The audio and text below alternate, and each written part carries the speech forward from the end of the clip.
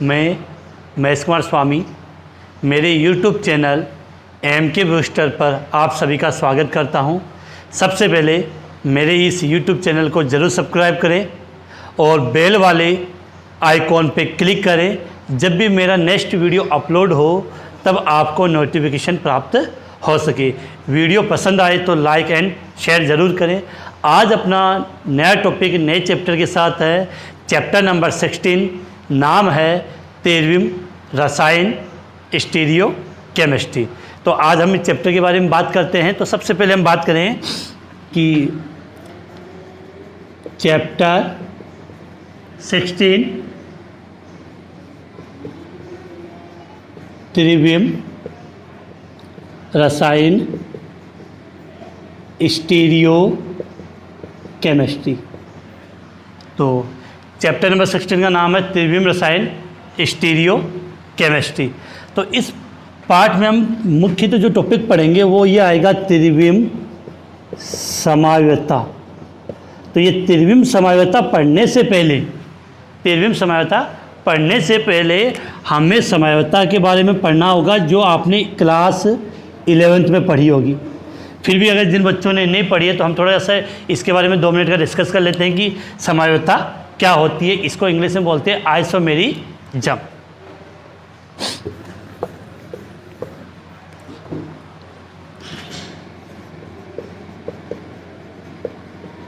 समावयवता English में नाम है आइसोमेरिज्म। क्या लिखा है? आइसोमेरिज्म। तो हम बात कर रहे हैं कि समावयवता या आइसोमेरिज्म क्या होता है।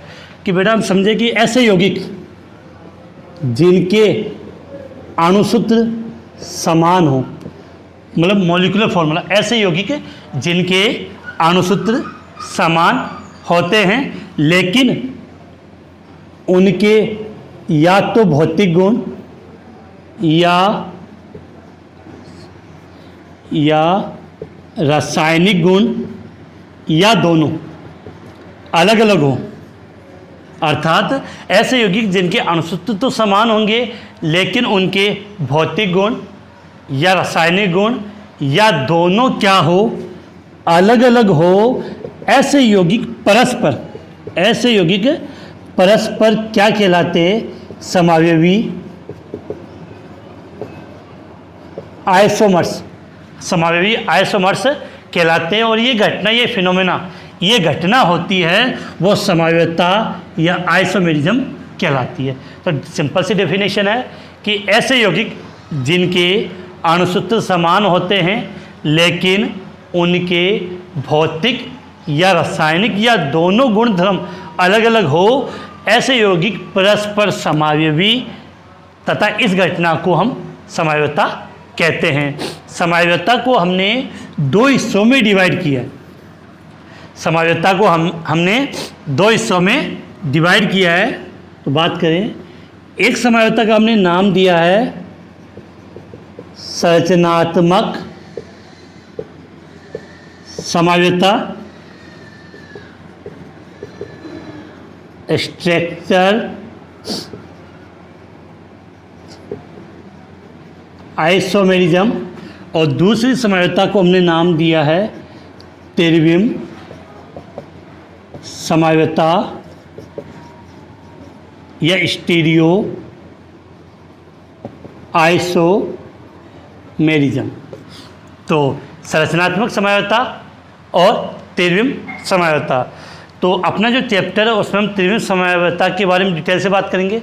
उससे पहले हम थोड़ी सी बातें संरचनात्मक समावयवता के बारे में करते हैं। तो इस संरचनात्मक समावयवता कितने प्रकार दिए हैं अपने? 5। उससे पहले हम समझते हैं कि संरचनात्मक समावयवता होती क्या है। देखो बेटा, साफ लिखा संरचना। एक बार याद कर लेना कि समावयवता शब्द में सदैव जो आपके अणुसूत्र होंगे वो सदैव क्या होंगे?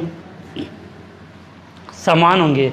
जब भी समावयवता की हम बात करेंगे तो यह रखना उसमें अणुसूत्र क्या होंगे? समान होते हैं। तो संरचना में क्या होगा कि इसकी संरचना अलग अलग होगी। तो परिभाषा सिंपल सी बन जाती है कि ऐसे यौगिक जिनके अणुसूत्र क्या हो, मॉलिक्यूलर फॉर्मूला समान हो, लेकिन इनकी संरचना क्या हो, अलग अलग हो, लेकिन इनकी संरचना क्या हो, अलग अलग हो, ऐसे यौगिक आपके संरचनात्मक समावयवी और ये घटना संरचनात्मक समावयवता कहलाते हैं। नाम से क्या ले रहे हैं, ये समावयवता 5 प्रकार की होती है बेटा। कितने डिवाइडेशन किया है, 5 प्रकार। सबसे पहला हमने लिखा है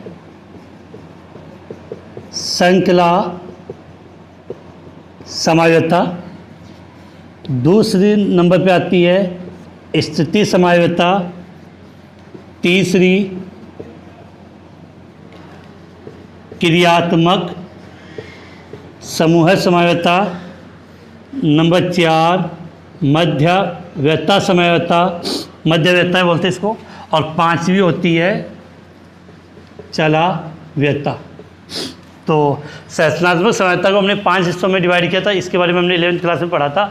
अब हम बात करें त्रिविम समावयवता। तो जो त्रिविम समावयवता का मतलब की बात करें तो जो नाम से क्या लेन देन है, त्रिविम। तो त्रिविम जो समावयवता होगी या स्टीरियो आइसोमेरिज्म होगा, उसमें यौगिक का अणुसूत्र और संरचना दोनों क्या होगी बेटा, समान होगी। कि त्रिविम समावयवता में यौगिक का अणुसूत्र और उसकी संरचना दोनों समान होती है, लेकिन अंतर क्या आता है कि केंद्रीय परमाणु से लेकिन केंद्रीय परमाणु से जुड़े हुए समूह हैं, लेकिन केंद्रीय परमाणु से जुड़े हुए जो समूह होते हैं उनकी त्रिविमीय व्यवस्था या जिसको हम बोलते हैं दिक्स्थान व्यवस्था होती है, वो अलग अलग होती है। वो क्या होती है, अलग अलग होती है। फिर से रिपीट कर रहा हूँ, त्रिविम समावयवता ऐसे यौगिक जिनके अणुसूत्र और संरचना सूत्र ये तो समान होंगे, संरचना भी समान होती है, लेकिन केंद्रीय परमाणु से जो विभिन्न समूह जुड़े होते हैं उनकी त्रिविमीय व्यवस्था या दिक्स्थान व्यवस्था होती है, वो अलग अलग होती है। ऐसे यौगिक त्रिविम समावयवी और ये घटना त्रिविम समावयवता कहलाती है।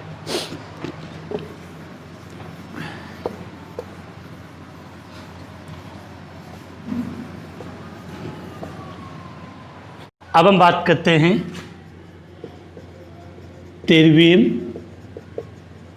समावयवता के प्रकार। तो त्रिविम समावयवता को हमने 2 भागों में डिवाइड किया है। इसके 2 प्रकार होते हैं। नंबर 1 सरूपण समावयवता और नंबर 2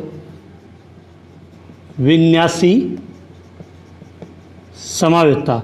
तो त्रिविम समावयवता कितने प्रकार की होती है, 2 प्रकार की, सरूपण समावयवता और विन्यासी समावयवता। तो विन्यासी समावयवता को फिर से 2 हिस्सों में डिवाइड किया गया है, ज्यामितीय समावयवता और नंबर 2 पे आती है प्रकाशिक समावयवता, जियोमेट्रिकल आइसोमेरिज्म और ऑप्टिकल आइसोमेरिज्म। तो अब हम सबसे पहले हम किसकी बात करें बेटा, सरूपण समावयवता। तो सरूपण समावयवता क्या होती है, इसके लिए यहाँ से एक बात समझनी है कि ऐसे यौगिक जिनमें कार्बन कार्बन में एकल बंध हो, कार्बन कार्बन में क्या हो, एकल बंध। तो पहली बात तो कि सरूपण समावयवता उन यौगिकों में होगी जिनमें कार्बन कार्बन में क्या हो, एकल बंध हो। इसके बाद आपको यह बात समझनी कि कार्बन कार्बन एकल बंध के मुक्त घूर्णन के कारण प्राप्त समावयवी है, वो सरूपण समावयवी कहलाते हैं, सरूपण समावयवी कहलाते हैं। फिर से रिपीट कर रहा हूँ कि सरूपण समावयवता में क्या होगा कि जैसे सपोज किया कि ये एक कार्बन है और ये दूसरा कार्बन है, तो इस कार्बन में बॉन्डिंग हो गई तो एक बंध बन गया, शेष बैलेंस कितने बचे, 3। तो ये इसके 3 समूह में नहीं यहाँ जोड़ दिए और ये 3 समूह ये। जब कार्बन कार्बन में एकल बंध होगा और एकल बंध में इस प्रकार से मुक्त घूर्णन होगा, एकल बंध में मुक्त घूर्णन के कारण जो समावयवी प्राप्त होते हैं उन्हें बोलते हैं हम सरूपण समावयवी। तो सरूपण समावयवता तभी होगी जब कार्बन कार्बन में एकल बंध हो और एकल बंध में मुक्त घूर्णन हो। इस कारण से इस समावयवता को हम घूर्णन समावयवता या चक्रण समावयवता भी कहते हैं। तो सरूपण समावयवता को हम क्या कहते हैं? घूर्णन या चक्रण समावयवता कहते हैं। इसमें जो सरूपण समावयवी प्राप्त होते हैं वो मुख्यतः दो प्रकार के होते हैं। सरूपण जो समावयवी प्राप्त होते हैं वो कितने प्रकार के होते हैं बेटा? दो प्रकार के। नंबर 1 दिया है घर्षित सरूपण और नंबर दूसरे का नाम है सांत्रित या आंतरिक सरूपण। फिर से रिपीट कर रहा हूँ, एक को मैंने नाम दिया है घर्षित सरूपण, दूसरे का नाम होता है सांत्रित या आंतरिक सरूपण। बेटा घर्षित सरूपण में क्या होता है कि एक कार्बन से जुड़े हुए तीनों समूह है दूसरे कार्बन से जुड़े हुए तीनों समूह को ढक लेता है। ढक लेने का मतलब हुआ कि यहाँ सपोज करते हैं कि ये एक कार्बन है, इस कार्बन से ये 3 समूह जुड़े हुए, 1 2 3, और इस कार्बन से भी कितने समूह जुड़े हुए? 3। लेकिन इनकी व्यवस्था इस प्रकार से होगी कि जैसे अब आपको नोट्स में वीडियो में पीछे वाले नजर नहीं आ रहे, तो एक कार्बन से जुड़े हुए तीनों समूह है, पीछे वाले कार्बन से जुड़े हुए तीनों समूह को जब ढक लेता है, आमने सामने आ जाए, पीछे वाला बिल्कुल भी नजर नहीं आए, तो ऐसे रूप क्या कहलाते हैं? घर्षित सरूपण। तो इसके लिए हम कह सकते हैं कि एक कार्बन से जुड़े हुए तीनों समूह, एक कार्बन से जुड़े हुए तीनों समूह है दूसरे कार्बन से जुड़े हुए तीनों समूह को पूर्ण रूप से ढक लेता है, तो वो समावयवता कौन सी कहलाएगी? कौन सा रूप कहलाएगा? घर्षित सरूपण। लेकिन एक कार्बन से जुड़े हुए तीनों समूह है दूसरे कार्बन से जुड़े हुए तीनों समूह के मध्य में हो, अब मध्य में सब नजर आ रहा है, मध्य में हो, तो वो होता सांत्रित या आंतरिक सरूपण। तो एक कार्बन से जुड़े हुए तीनों समूह दूसरे कार्बन से जुड़े हुए तीनों समूह के मध्य के तल में हो, मध्य तल में हो, मध्य स्थित हो, तो उसे हम बोलते हैं सांत्रित या आंतरिक सरूपण। अब होता क्या है कि बेटा अपना जो त्रिविम समाई होती है वो त्रिविमीय होती है, जबकि बोर्ड होता है, बोर्ड या अपनी जो नोटबुक होती है वो द्विविमीय होती है। तो त्रिविमीय संरचना को द्विविमीय रूप में प्रदर्शित करने के लिए, इस सरूपण को प्रदर्शित करने के लिए 2 वैज्ञानिक थे, एक का नाम था सोहार्स, दूसरे का न्यूमैन। तो इन्होंने इन सूत्रों को प्रदर्शित करने का तरीका दिया जिसके बारे में हम बात करें।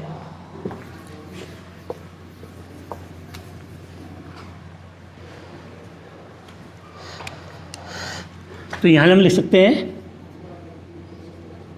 सरूपण को प्रदर्शित करने की विधि, यह तरीका, यह मेथड, जो भी आप कहना चाहो, सरूपण को प्रदर्शित करने की विधि।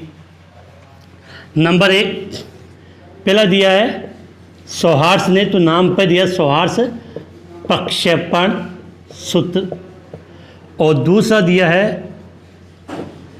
न्यूमैन प्रक्षेपण सूत्र।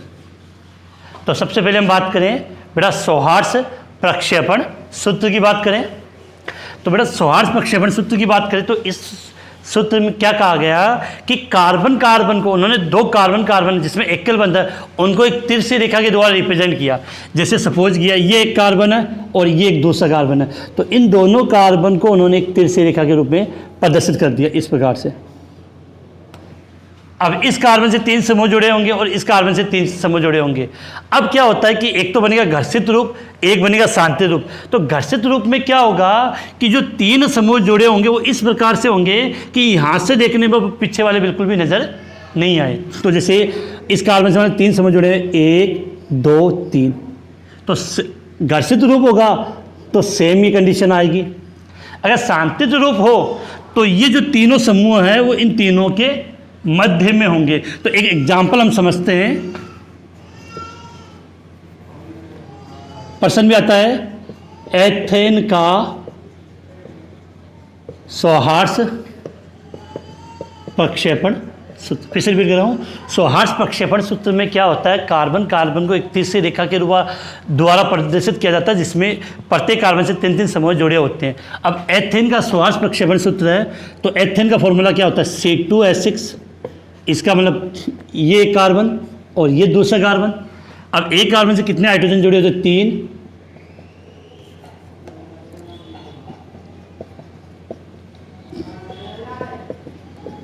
तो हमें रिप्रेजेंट करना है, तो हमने क्या किया कि यहाँ एक कार्बन लिया, ये दूसरा कार्बन, इस कार्बन को मैंने एक सीधी रेखा बना दी इस प्रकार से।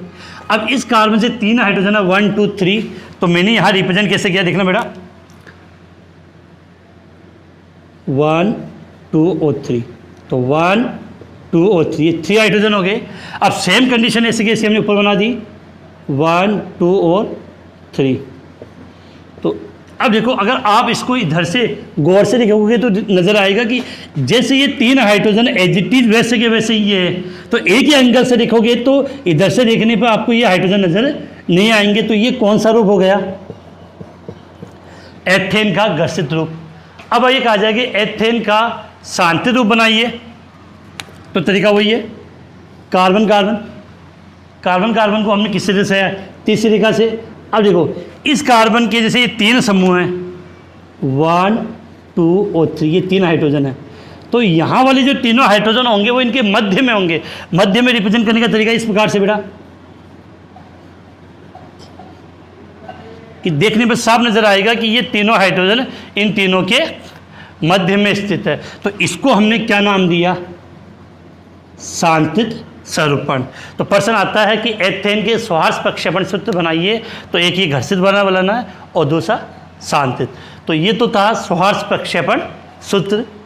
अब हम आगे बात करें, दूसरा हमने क्या लिखा था, न्यूमैन प्रक्षेपण सूत्र। किसकी बात करें, न्यूमैन प्रक्षेपण सूत्र। न्यूमैन प्रक्षेपण सूत्र। इस सूत्र को प्रदर्शित करने का क्या तरीका था कि इसने दोनों कार्बन को वर्त मान लिया, दोनों कार्बन को वर्त मान लिया। एक कार्बन को तो ऐसे परिधि के रूप में दर्शा दिया और दूसरे कार्बन को डॉट के रूप में दर्शा दिया। इस न्यूमैन प्रक्षेपण में दोनों कार्बन को वर्त माना, तो एक कार्बन को परिधि के रूप में, दूसरे कार्बन को डॉट के रूप में यहाँ दर्शा दिया। अब क्या है, इस कार्बन से जो समूह निकलते हैं उनको तो ऐसे सीधी रेखा के द्वारा रिप्रेजेंट कर दिया गया, और पीछे वाले कार्बन से जो समूह जुड़े होते हैं उनको उसने डॉट डॉट डॉट के रूप में रिप्रेजेंट किया है। तो याद रखना, न्यूमैन प्रक्षेपण सूत्र में क्या किया कि एक कार्बन को वर्त के रूप में, दूसरे कार्बन को डॉट के रूप में दर्शा दिया गया है, और जैसे मैंने यहाँ बोर्ड पे नज़र किया कि उस प्रकार से उनको रिप्रेजेंट किया है। इसको समझने की कोशिश करते, प्रश्न आता है कि एथेन का न्यूमैन प्रक्षेपण सूत्र लिखिए। तो क्या करना है, अब फॉर्मूला तो याद है, C2H6 होता है, 2 कार्बन है। तो ये तो मैंने बनाया एक कार्बन और ये दूसरा कार्बन। अब मुझे पता है एथेन में एक कार्बन से कितने हाइड्रोजन जुड़े होते, 3। तो 3 है, तो रिप्रेजेंट करने का तरीका क्या हुआ, यहाँ से 3 लाइनें, 1 2 और 3, ये 3 हाइड्रोजन। अब बेटा देखो, घर्षित स्वरूपण में क्या होता है कि सामने वाले हाइड्रोजन होंगे वो पीछे वाले हाइड्रोजन को ढक लेंगे तो वो नज़र नहीं आएंगे। तो इस वर्त वाले हाइड्रोजन, परिधि वाले हाइड्रोजन इसके पीछे होंगे, तो उसको लिखने का तरीका होता है कि यहाँ पर हम उसको डॉट डॉट डॉट डॉट के रूप में दर्शाते हैं। अगर मैं बिल्कुल पीछे रिप्रेजेंट कर दूंगा तो वो आपको नज़र नहीं आएंगे। तो ये तो कौन सा रूप हुआ बेटा, घर्षित रूप। अब यदि इसका आपको शांति रूप बनाना है, तो शांति रूप में मैंने कहा कि ये हाइड्रोजन होते हैं वो एक दूसरे के मध्य में होते हैं। तो कंडीशन कैसे बनेगी, ये डॉट,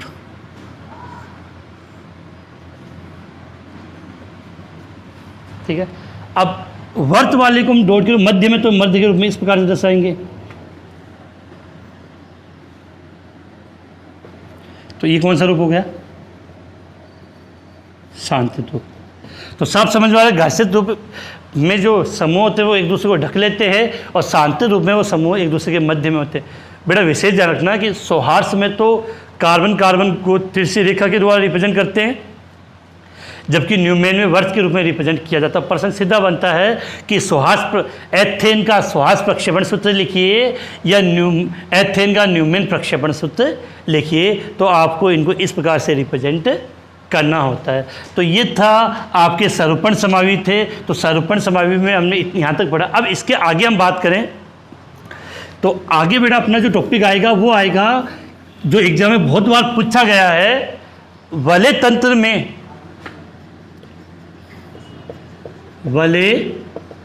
में स्वरूपण समावता, वलय तंत्र में स्वरूपण समावता। और इसमें भी जो सबसे इंपॉर्टेंट क्वेश्चन पूछा गया है वो ये आता है साइक्लोहेक्सेन में स्वरूपण, जिसकी बात बेटा हम अपनी नेक्स्ट क्लास या नेक्स्ट वीडियो में करेंगे। वीडियो को ज़रूर लाइक करें, शेयर करें। Thank you.